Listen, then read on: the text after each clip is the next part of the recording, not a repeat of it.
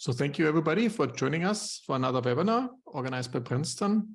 We're very happy to have Harold James with us today from Princeton as well. He will talk about reconstructing Ukraine, lessons from the Marshall Plan. Harold, good to see you. Thanks for doing it. Well, great to see you, Markus, and congratulations. I gather this is your 101st episode. Thank you. Thanks a lot. So we have a special guest like you on it. And so I will give a few opening remarks, and then we dive into the details of the Marshall Plan and what we can learn from the Marshall Plan, how to best design the reconstruction of Ukraine and how to help Ukraine after the war is over. Hopefully soon. So there's a lot of suffering going on. So we're hoping that this will be over soon. So in Ukraine, of course, just some background, GDP dropped by more than 30%, probably even more by now. It's war-torn. And we also have to find a transition. You know, once you go from a war-governed system to a more market-governed system, so the transition will not be easy. And my opening remarks will rely to some extent by CPR booklet, which came out earlier this year on the same topic on how to reconstruct Ukraine, and also covers to some extent the Marshall Plan. So in the previous reconstruction efforts across the world, of course, the Marshall Plan is probably one of the most successful ones, and Harold will tell us all the details about it. But of course, the US put a lot of money to reconstruct Iraq, about $220 billion, or in Afghanistan. And of course, you could also argue the accession to the European Union, especially Poland, was a big success story economically, where many of the countries in Central Europe benefited a lot, and all over Europe benefited from that. And there are many other institutions which helped to reconstruct the World Bank, the EBRD, the European Investment Bank, and to some extent IMF has some different mandate, but it's also helping out in this matters. So just a few thoughts from my side. You know, the governance structure of such an agency or of such a plan is actually very crucial. And there are many questions which appear, and many of them Harold will put forward, and you answered them in the poll questions. We just got the results. So, but how would you coordinate this aid across various aid agencies from across countries? That's one of the big governance challenges. Should you then give grants or loans? To what extent do you want to involve the private sector or not? Should there be some co-investment, a public-private partnership, some PPP? And should there be a centralized agency like the European Cooperation Agency for the Marshall Plan? Should it be self-standing or not? And it should be on the one hand should be independent, on the other hand should also be accountable, and that's very not easy to square in order to take care of any potential dangers of corruption, so to reduce the corruption thing. So you have to have a lot of on-site visits, third-party verifications, and also have some assistance for public procurement in order to get the spirit which now the country has to stand together, also translated to a good governance structure for the country in the long run. And of course, it has to be owned by the Ukrainians themselves, and it's the important component. Then another question is the regional distribution. How do you deal with this across the various regions of a country? Is it more federal structure? Is it very centralized? And of course, also such a plan should probably have some sunset provisions where it's only for a limited time. And then after this time, hopefully the whole thing will go on its own. So let me conclude with the poll questions Harold put forward and you answered. And so we're looking forward to get your answers, and then hopefully, or perhaps not, you will have different opinions after listening to Harold James. So the first question is, should the G7 provide a Marshall Plan for the Ukraine? Yes or no? And 93% said yes. Only 7% said no, the G7 should not do it. So it's a huge majority which thought they should do it. Second question was, should support be via grants or loans? And 84% thought it should be via grants, and only 16% thought it should be loans. So that's also a big majority as well. The third question is, should Russia partially pay for the reconstruction of Ukraine? Yes or no? And actually, for that, it's exactly the same. 84% thought yes, Russia should partially pay for it, and 16% thought no. So that's probably something we can learn from Harold from the history as well. And the fourth question, should such a plan just target Ukraine's reconstruction, or should it go wider, like the Marshall Plan was also offered to the former East Bloc and so forth? That's the answers for this question were 82% yes and 18% no. And then this fourth question, should the IMF be involved for such a plan? Yes or no? The answer for that was 86% yes, IMF should be involved, 40% no. We will learn from Harald what he thinks. And finally, should such a plan involve the path of membership to the European Union? And 86% thought yes, it should be attached to a membership to the European Union, and only 14% no. So these are the answers. So Harald, now the floor is yours, and you can tell us whether you think the same way, or there's some other aspects we have to consider and might draw different conclusions. Thanks again for doing it, and looking forward to your insights. Well, thanks, Markus. And I'm just going to share my screen. Hope that works. Perfect. You raised, I think, the central issues in those opening remarks. Nobody at the moment can really know how long the war will go on in Ukraine. It may turn into a long-term conflict. It may also be over very quickly. At the moment, we're seeing, again, a movement by the Ukrainian army, a big encircling operation around Liman, in Tavolchanka, a big push. And the measures that President Putin has been taking over the last days indicate, I think, the extent of the Russian panic and the Russian despair. But we're going to get some really dramatic action over the next days. Tomorrow, apparently, President Putin is going to announce the incorporation of 4 districts of Ukraine into Russia after completely manipulated polls under substantial military pressure. But the consequence of this is that it will immediately, at least in Russian law, allow Russia to draft the male population of those areas. And that looks like actually a very risky maneuver. It may also, I think it is illegal under international law. So if we think that there is a possibility that the war will go into a different stage, or that the conflict may even be over soon, we need to think about what comes afterwards. And that's exactly the question of today. And there's an obvious precedent for the business of reconstruction. In the G7 meeting in the summer, the German Chancellor Olaf Scholz announced that there was a consensus in the G7 around having a Marshall-type program. And the Marshall Plan has really always been the kind of gold standard for economic reconstruction in the wake of economic and political and military devastation.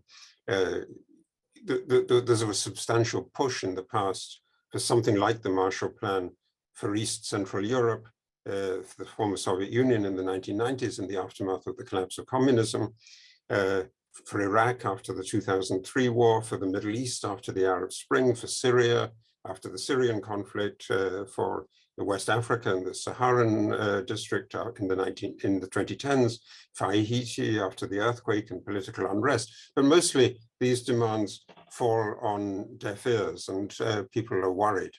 I mean, I think it's very obvious that you don't simply want to have a rehash of the 1947 initiative. But on the other hand, there are very, very good grounds for thinking that Secretary of State Marshall, who's shown here at the Harvard commencement on the 5th of June, 1947, was thinking of exactly the right issues. And if you look at what he said in that speech, it really looks very relevant. The questions, I think, and I want to try and deal with these questions in the course of the next half hour or so, how the amount of aid given relates to the scale of the intended effects, how aid can be used as a catalyst for a general development of productive forces, how support can bind the recipient into a deep network of international connections, how much should be done by governments, organized by governments, and how also knowledge from the private sector of the donor country or countries could be used to transform productivity in the recipient or the recipients. And just looking at that speech on the 5th of June, 1947, it looks in some ways as if these are the words that should be used by the international community today. It looks really frighteningly apposite in the light of the discussion about the breakdown of globalization. Secretary Marshall said, the modern system of the division of labor upon which the exchange of products is based is in danger of breaking down. Shortage of food. And then he comes to the point, the remedy lies in the breaking of the vicious circle and restoring the confidence of the European people in the economic future of their own countries and of Europe as a whole. And really quite tellingly, finally, it would be neither fitting nor efficacious for this government to undertake to draw up unilaterally a program designed to place Europe on its feet economically.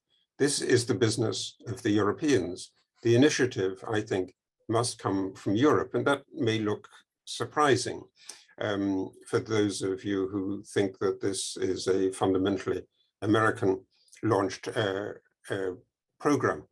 The problem, I think, that surrounds the Marshall Plan and why it's difficult to talk about and difficult to transplant is that it's surrounded by myths, a positive myth, but also a negative myth. The myth about the Marshall Plan is, it's very, very often said in commemorations that this is a uniquely generous act. It was a one-time moment, uniquely generous.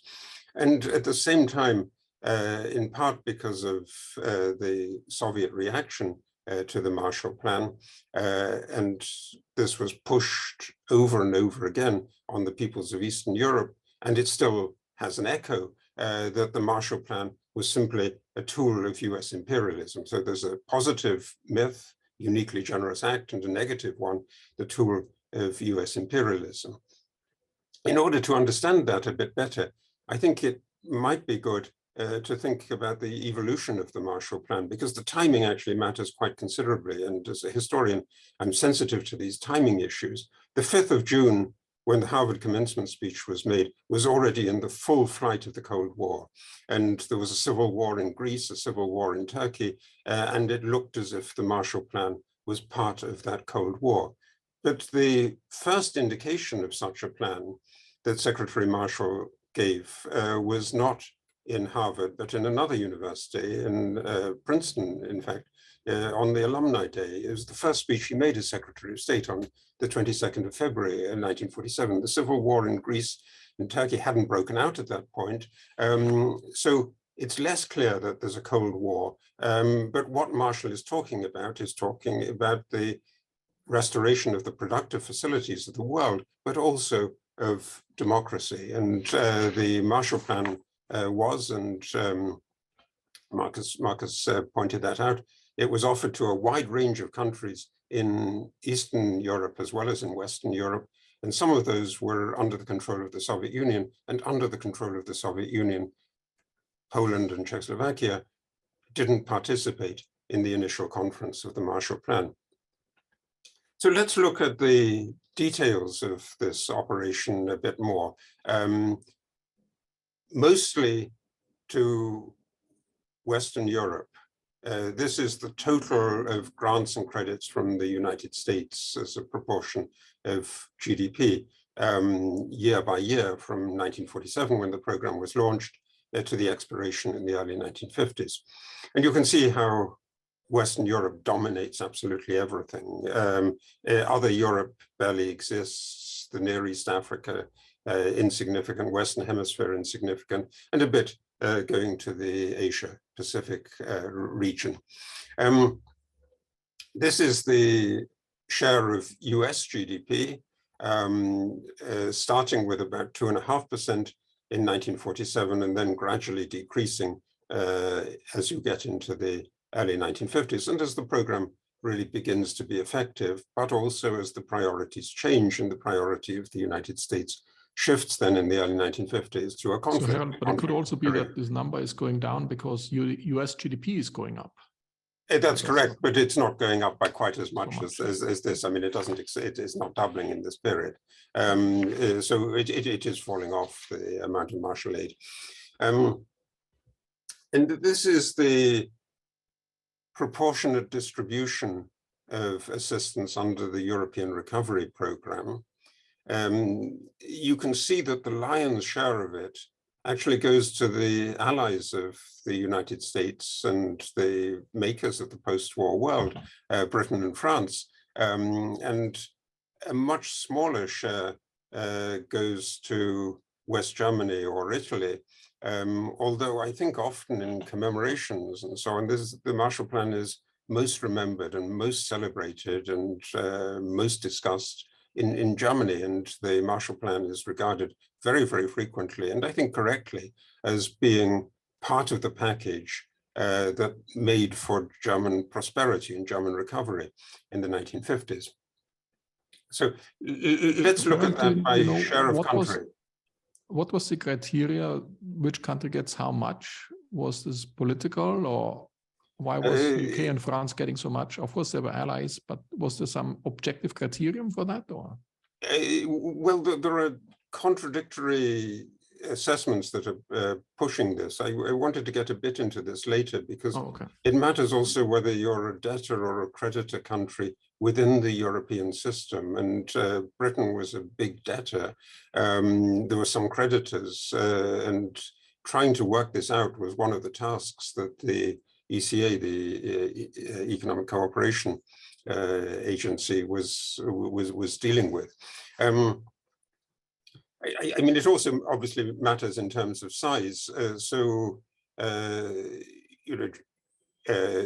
is the amount relative to the share of the national income of the recipient countries in the initial stage of the Marshall Programme. And you can see Austria is by far the biggest in terms of the contribution to Austrian income, and Germany and the UK look relatively small in comparison to that. The UK is also a big country, so it obviously is much bigger than Austria, and so it matters which way you look at it in that sense. This is the same figure year by year, and you can see the contribution running down in each country, radically reduced in Austria, in the UK and Germany, very, very little in the early 1950s in Germany anymore. And, of course, the effect that Markus referred to is correct here as well, that this is being reduced because these economies are growing, and so the share looks lower, but it's still an absolute diminution by any standard. So it's a front-loaded program. Just some overall figures on this. The total amount provided by the United States in ERP assistance was just over $13 billion. What's the equivalent of that today? So if you just measure it by purchasing power, I think you get about 175 billion today. But then you might say, well, take it as a share of US GDP. US GDP has obviously increased very substantially.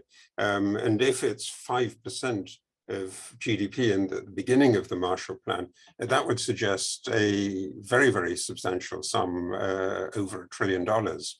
And clearly that's much larger than any estimate so far of the war damages to Ukraine.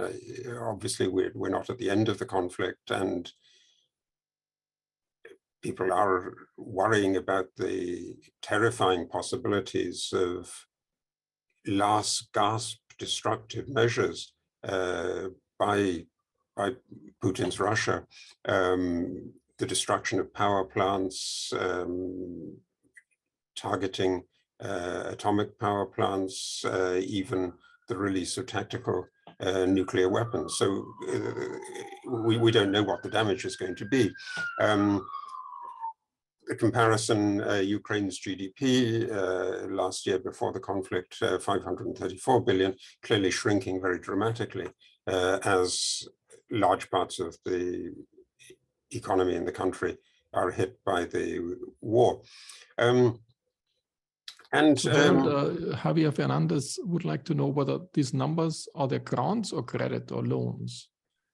So that's an excellent question, and it relates exactly to one of your poll questions.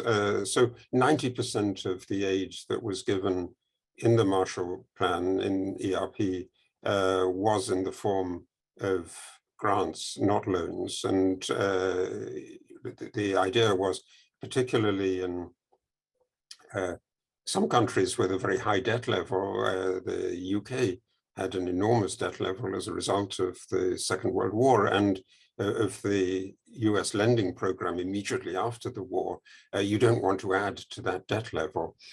So most of it overwhelmingly share, and it sort of roughly coincides, I think, to what your poll outcome said, was in the form of grants rather than credits. But it's worth, I think, thinking of what's really specific about the 1940s situation, because that doesn't really have quite a contemporary equivalent. That is that Europe in 1947, in early 1947, it was in the middle of a terrible, harsh winter. Unusually harsh winter, and there was a shortage of food, and that food there was no vision of it in the future being grown in Europe. It needed to come from outside Europe, and it couldn't be paid for because Europe wasn't exporting anything. And so the food is coming from the Western Hemisphere, from the United States, but also from South America. It needs to be paid for in dollars, and Europe simply doesn't have the dollars. And there's a real bottleneck in that sense, because if you imagine what a population is capable of doing with very, very low nutrition levels, with around about 1,000 calories a day, you can't, with that kind of nutrition, you can't engage in heavy physical work, and you can't work as a coal miner or work in the steel works. There's a lot of physical labor still in coal mines at that period. So getting food was actually essential to getting European industry going. And the same with machine tools, because there was a lot of destruction clearly during the war and the bombing.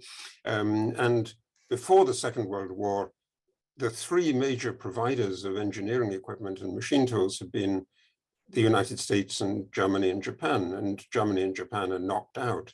And so the only way of re-equipping factories is to buy equipment in dollars, but where do you get the dollars from? You have the same kind of problem. And this, I think, gives some kind of indication of how the balance of the Marshall Plan shifts, that the initial emphasis is very, very much on importing food. That's the blue bars.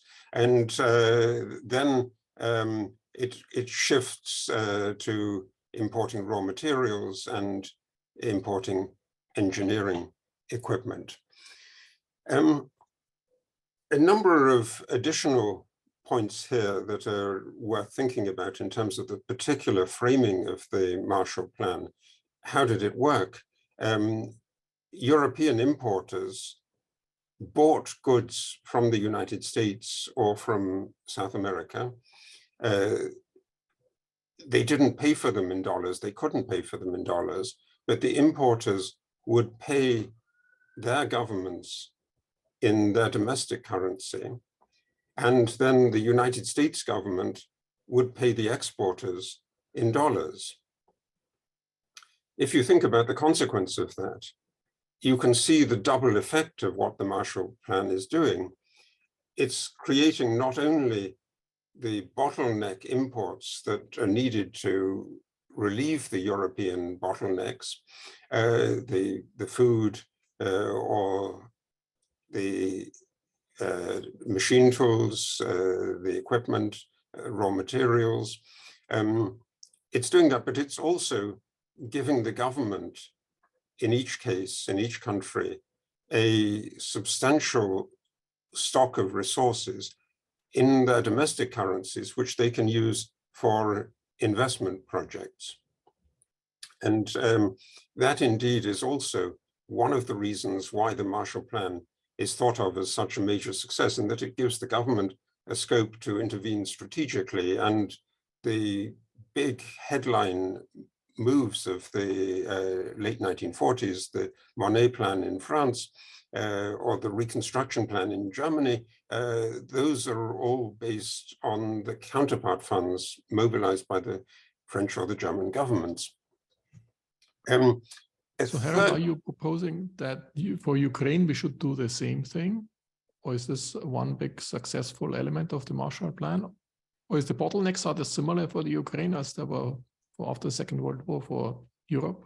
I mean, I think there clearly are some bottlenecks, and restoring the energy supply and restoring electrical power is going to be important. So getting the nuclear reactor going again, running in a safe way, is really critical. So dealing with that, I think, is, as in the European case, it's a kind of first order immediate program, but clearly there's no equivalent of the food issue.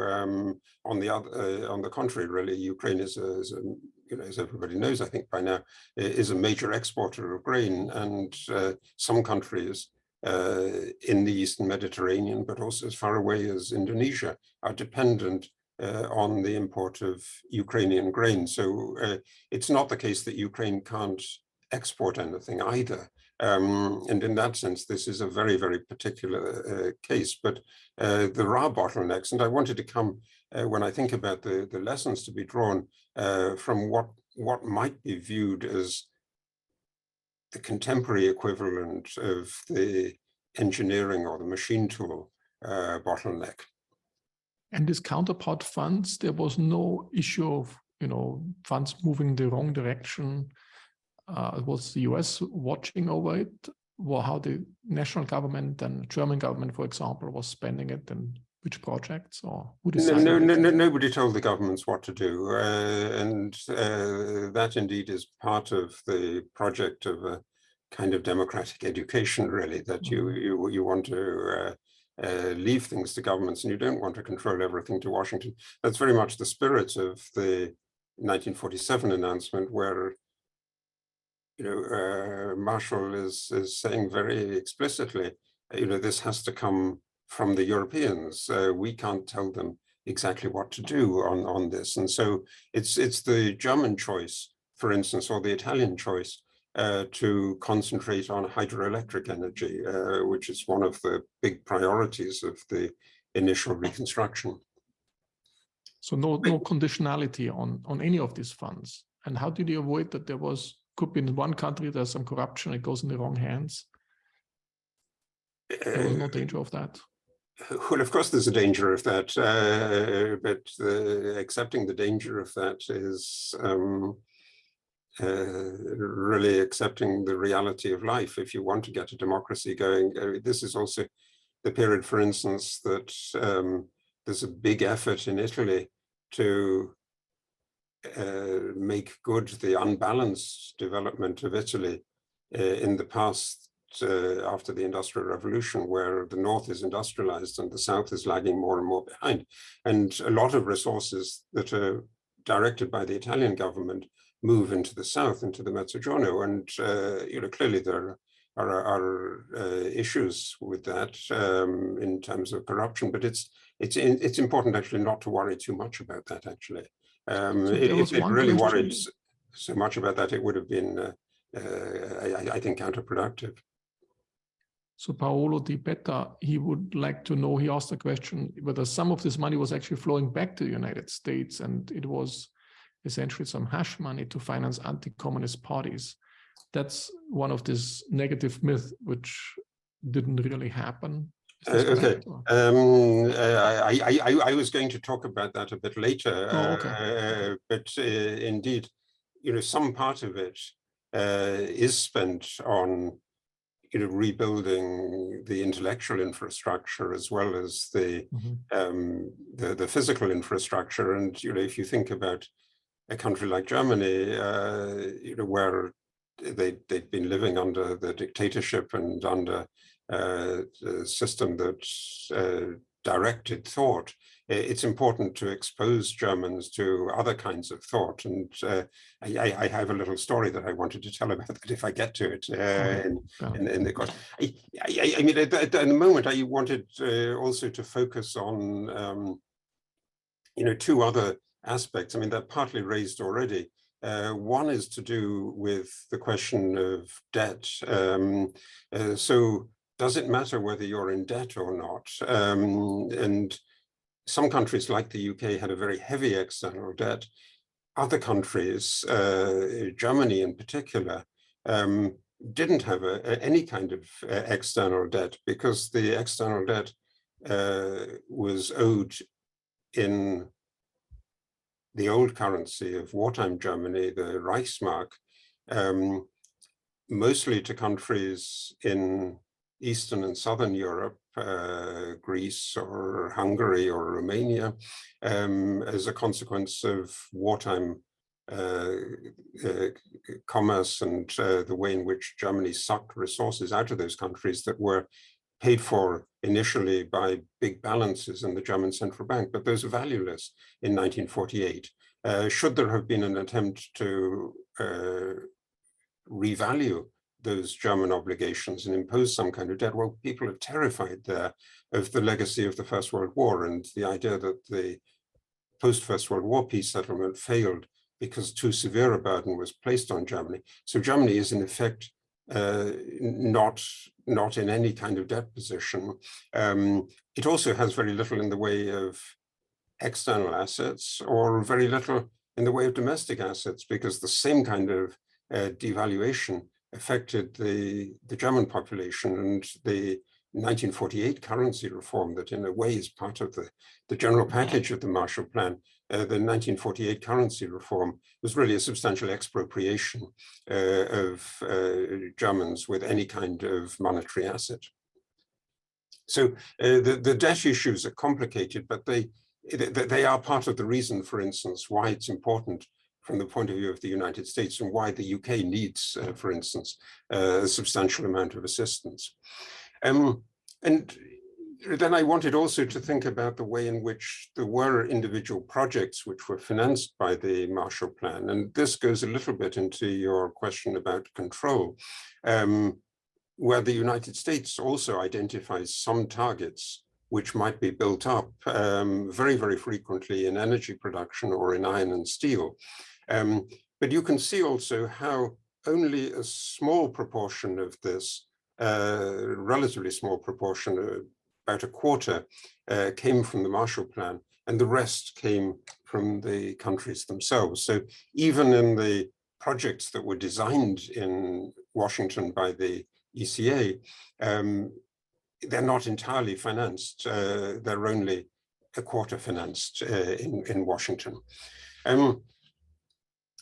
You asked correctly about the governance mechanism, and I think I would break it down into 3 bits, and the middle bit has a clear legacy for the Europeans, but for the world as a whole.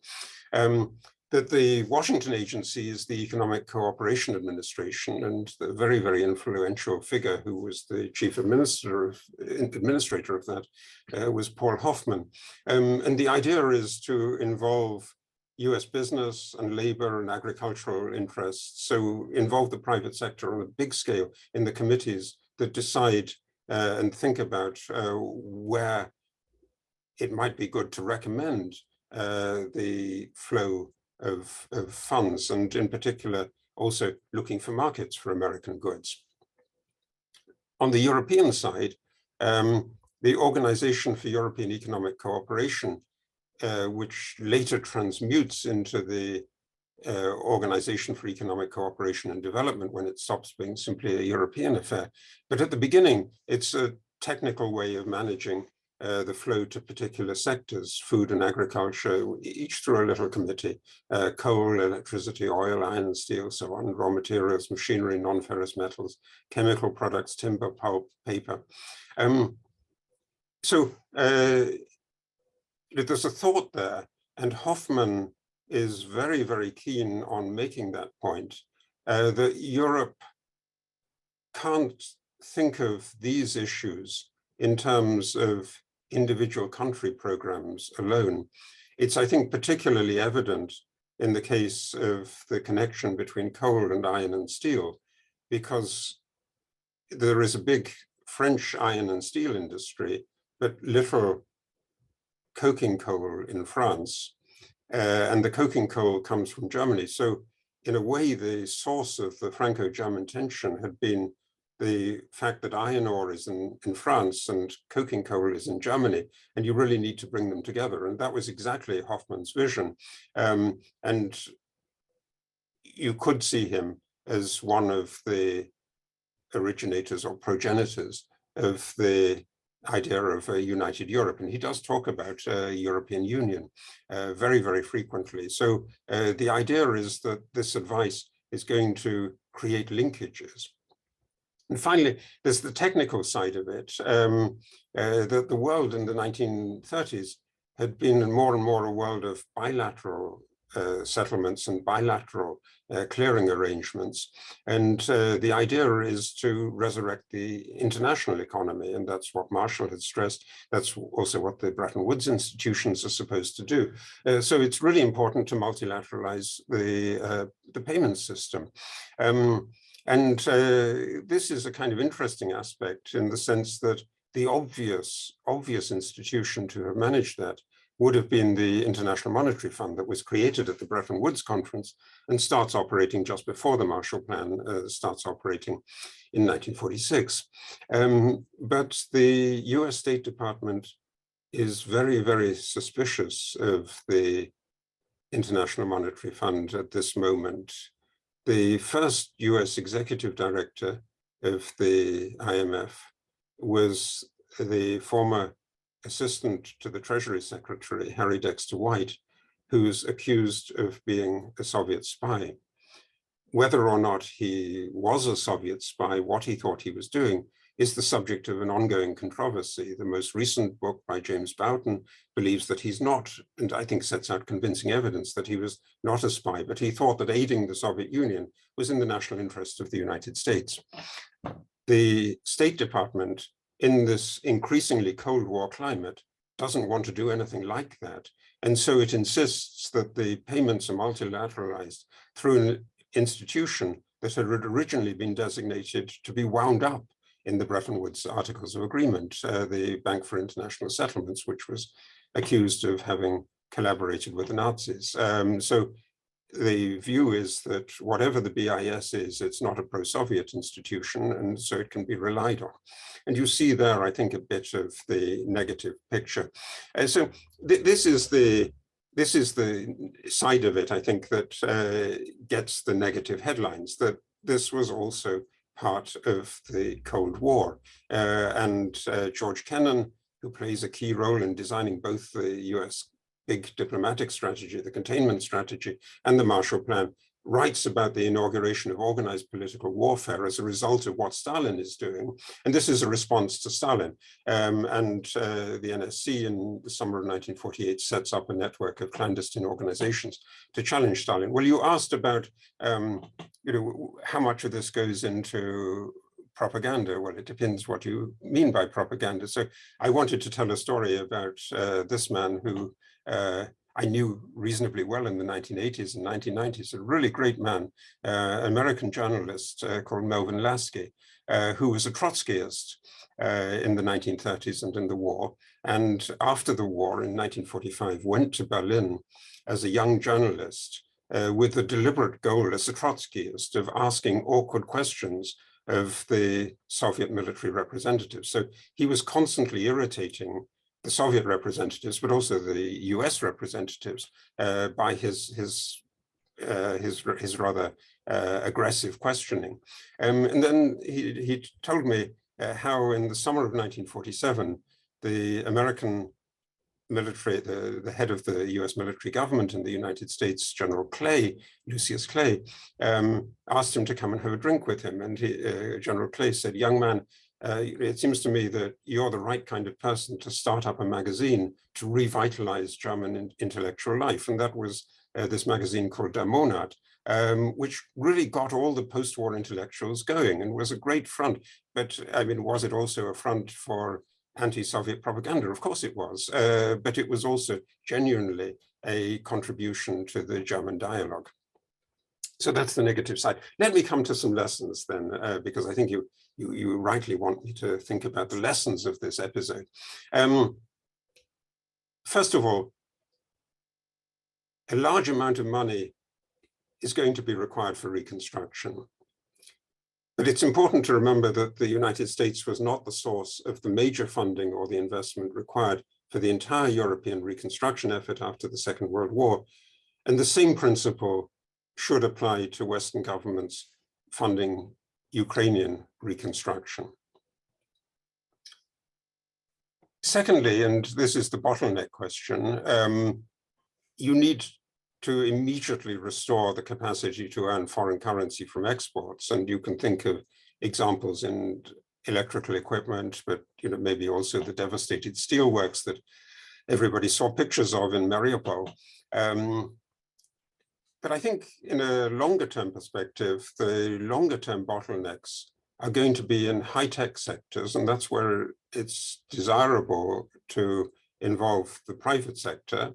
And it may indeed be absolutely transformational in the sense that Ukraine already has a very dynamic software sector. We saw quite how important that was in military terms in the initial stages of the conflict. But to develop Ukraine as a really state-of-the-art, high-tech, IT, AI-focused economy has its bottlenecks as well. And that's where you might think in the longer term and where the private sector involvement becomes crucial.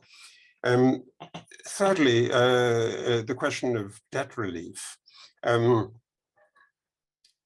This is where Ukraine is very different to, say, 1947 or 48 Germany. It's got a substantial external public debt, 57 billion, including quite a large sum owed to the IMF. There's also a large private sector debt, total external debt of around 127 billion. But that's the gross debt. It's got a counterpart, though, in very, very substantial, mostly privately held assets abroad. So that when the IMF calculated just before the outbreak of the conflict, what the net international investment position of Ukraine was, it's relatively small. It's minus 11.7% of GDP. And the question is, are those assets really usable? Who do they belong to? Is it appropriate to do the kind of wealth tax that, for instance, the Germans did so radically in 1948, in June 1948, and to use those assets to pay off the debt? But the debt position of Ukraine is clearly something that puts it in a different category. And I think it is also why, when you're discussing new assistance, you don't really want to do credits. And that may also be one of the reasons that an IMF credit program is not appropriate for that. Do we know who holds this debt claims towards Ukraine, or that's not not public information? Of who holds the... Besides the IMF is holding a big chunk, but you're saying it's only 11% of GDP, but is it known if we were to default on it, who will suffer it? Will it cause systemic risk and knock-on effects or not? Right. I mean, I haven't seen a detailed exposure of who it's owed to, but almost certainly part of this netting exercise is that some of the assets that are held abroad also correspond to assets that are recycled back into Ukraine. And so there are holding companies that are in, you can imagine where, in Switzerland and London, that have got Ukrainian funds and in turn hold assets back in Ukraine. And so it may be that this is, that's just a suggestion, but there's some circularity in this, as there is in many cases of capital flight. And it might involve some oligarchs as well. Oh, absolutely, certainly, yes, yes. No, absolutely. For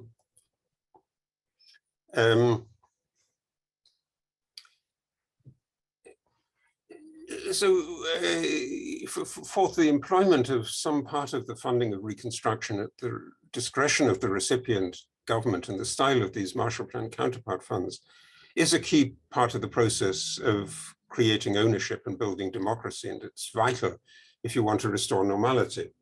You should, and that answers, I think, I mean, it would be my attempt at an answer to Markus's question.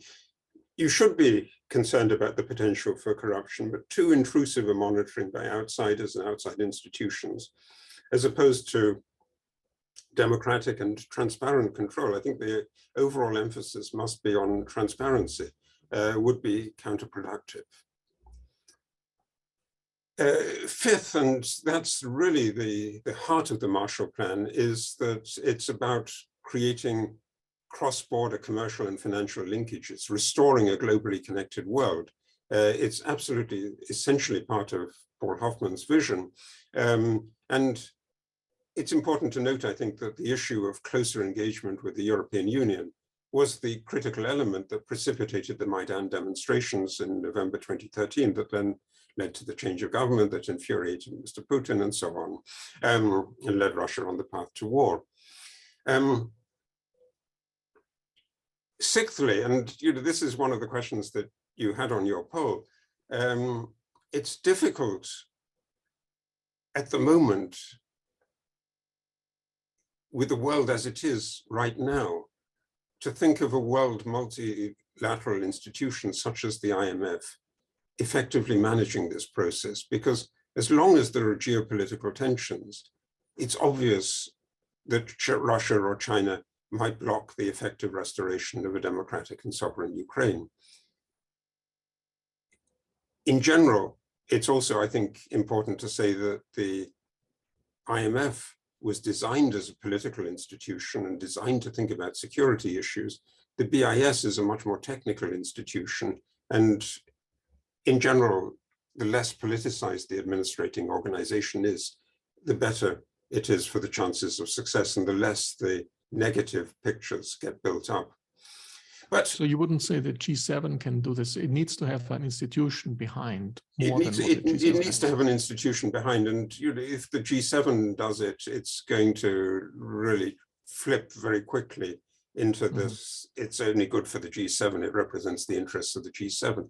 But this is this seventh point is really an important addition to the sixth consideration, that geopolitics can change. The situation may be transformed.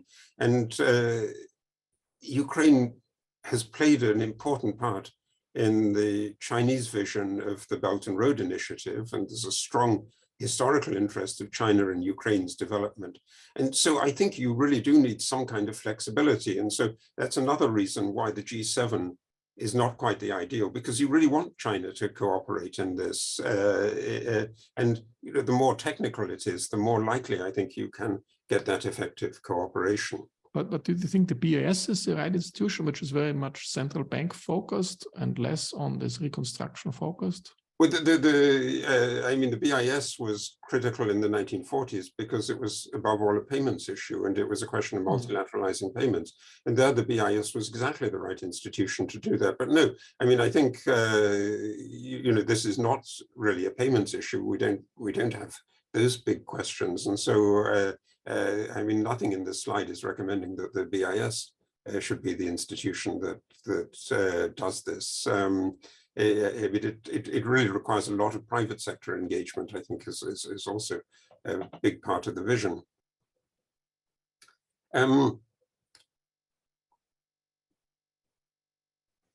In a sense, this is also answering your... Oh, sorry. Your question. The OECD is a kind of, what it transmuted into was a rich countries club, and you graduate into the OECD. So maybe better, and it's fundamentally a statistical and economic policy thinking institution. But I wondered, and this was a question that you had on your slides, on your poll questions. Should this effort at reconstruction be limited to Ukraine? And there again, I think there is a lesson from the Marshall Plan, because the Marshall Plan was envisaged, although it was a European effort, it was envisaged as a path to a generalized global prosperity. And it certainly wasn't directed at one country in particular. As it is at the moment, Western engagement in and support for Ukraine is often contrasted unfavorably with the absence of effective support for the West, from the West, for democracy or for resistance to Putin's activities in Syria or elsewhere. So, one of the most common complaints when you had the discussion of the UN Security Council initiatives and the UN General Assembly was that the West had stood by when Syria was dismembered and brutalized. What's the difference with Ukraine? There's really a very, very strong case for building a general program for the management of post-conflict societies, rather than a specifically Ukraine-oriented effort. So I think that sense of embedding it in something bigger is really important. Again, answering this question about the G7, you really need to avoid the dark side of the Marshall Plan. A reconstruction project won't work if the money is seen simply as a way of advancing the US agenda or that of some EU countries or of the EU Commission. It needs to have a broader sense of legitimacy. And finally, my final observation is that Ukraine is not like Germany in 1945. There's no need to teach Ukraine or Ukrainians lessons about democracy or democratic values. On the contrary, I think Ukraine really has a great deal to teach the West in this respect. So thinking about how democracy can operate and how democracy can act to control corruption. One of the things that I think is striking is how, if you take Transparency International measures, the extent of corruption in Ukraine was being effectively combated in the years before the Russian attack.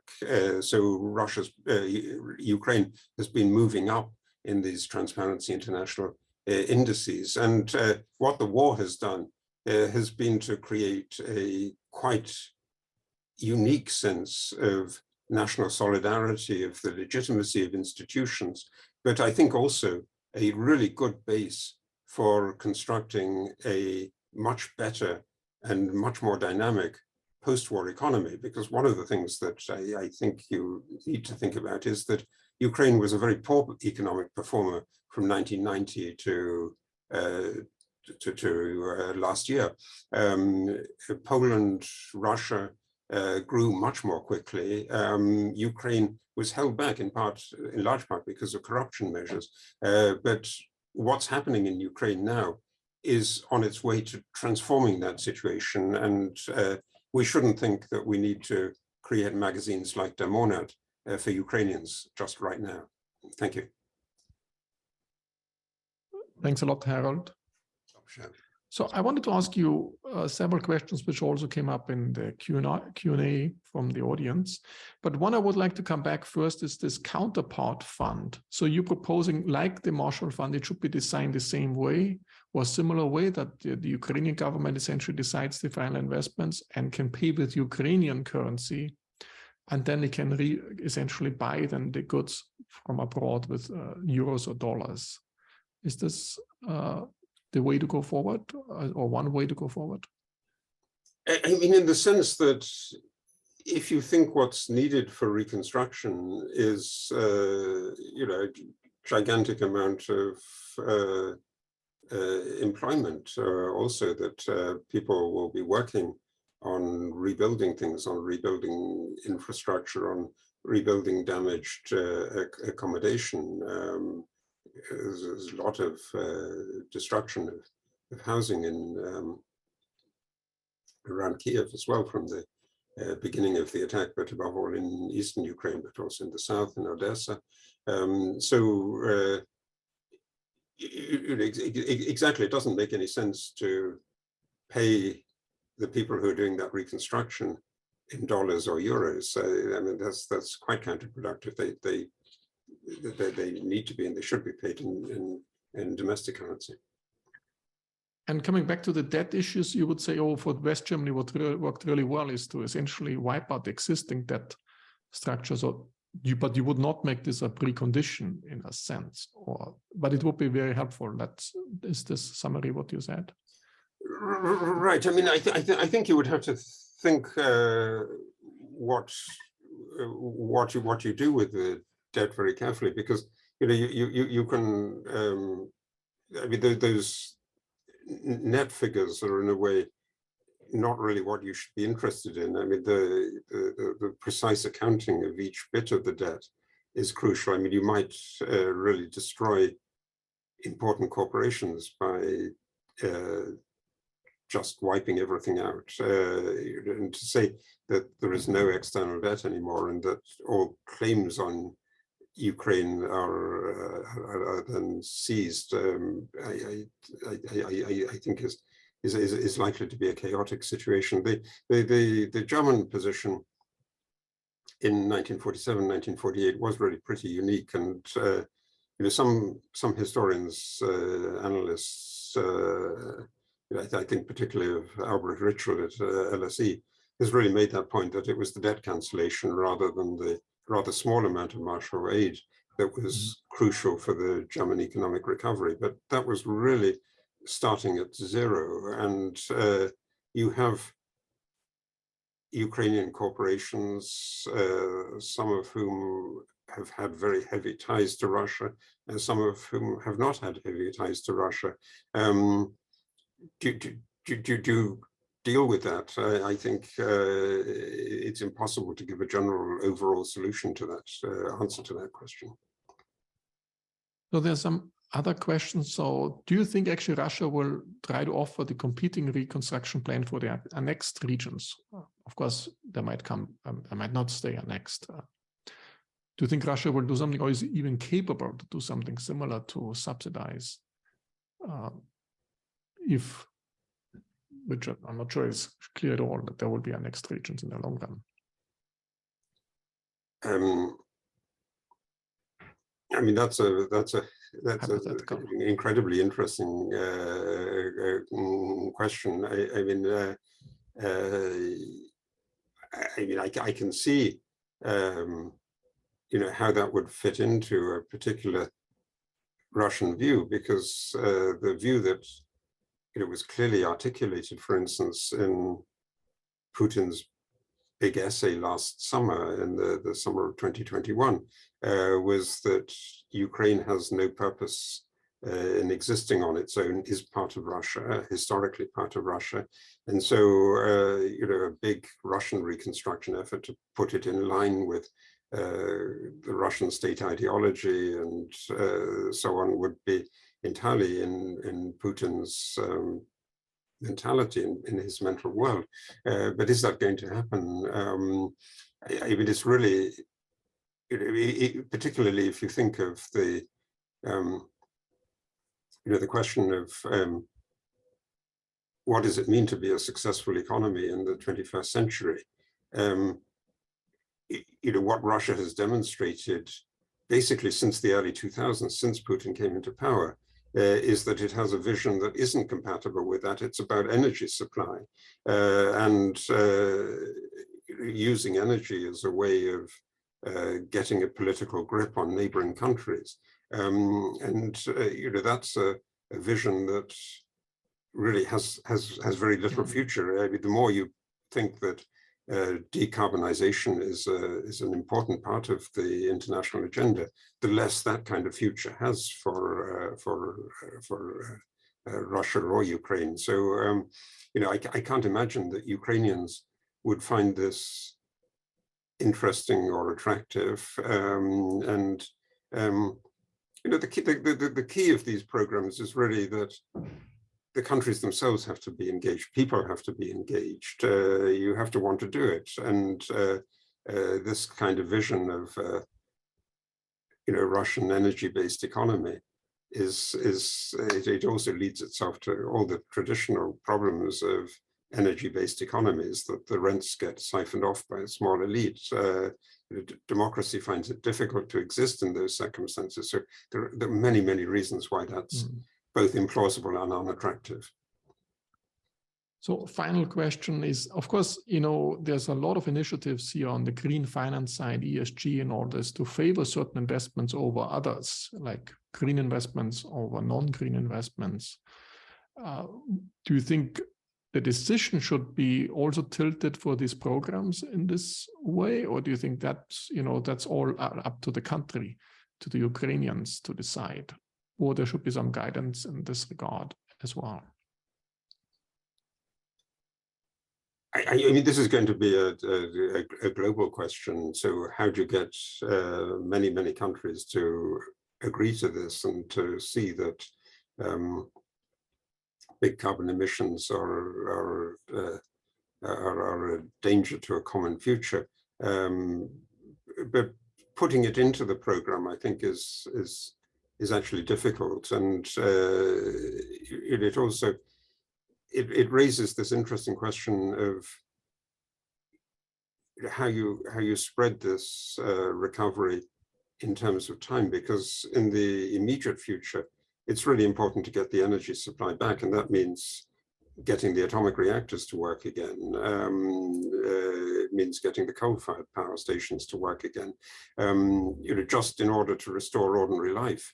And you know, to say that you don't want to do that because you're aiming at a green future, I think would actually be to invite a backlash, and would contravene what I think is one of the major goals of this exercise, which is strengthening credibility, strengthening democracy, but also strengthening the extent of an international engagement.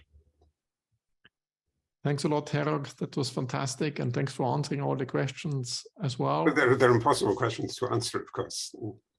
Yeah, but at least we got some first insights. And I think there are, of course, many more challenges. And let's hope the suffering will be over very soon or relatively quickly. And we can rebuild the situation for many lives, yes, hopefully in Ukraine and in other countries as well. Thanks again, and hope to see you soon. I know I made you late for your teaching, and you probably have to rush now. I'll rush. Thank you. Talk to you soon. Bye-bye. Cheers.